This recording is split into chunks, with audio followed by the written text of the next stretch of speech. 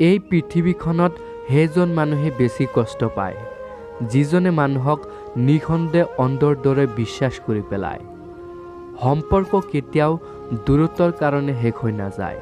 সম্পৰ্ক শেষ হয় অহংকাৰ, অসন্মান, স্বাৰ্থপৰতা আৰু বিশ্বাসঘাতকৰ বাবে। জীৱনত যাৰ লগত সুখ দুখবোৰ ভগাই লোৱাৰ কথা আছিল তেওঁৱেইচোন মোক দুখ দি আঁতৰি গুচি গ'ল।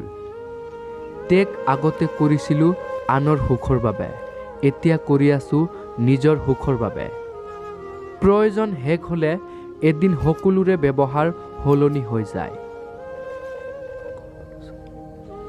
কষ্ট তেতিয়াই হয় যেতিয়া সকলোতকৈ কাষৰ মানুহজন অবিশ্বাস কৰে।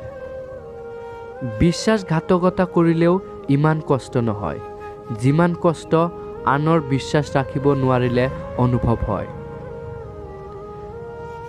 বিষতকৈও বেছি বিষাক্ত এজন মানুহে কৰা মিছা অভিনয়।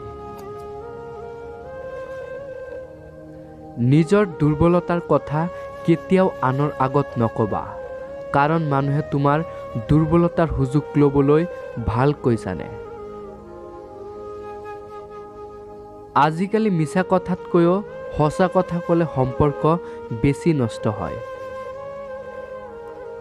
মানুহে পৃথিৱীত সকলো বস্তু বিচাৰি পায় নিজৰ ভুলৰ বাহিৰে।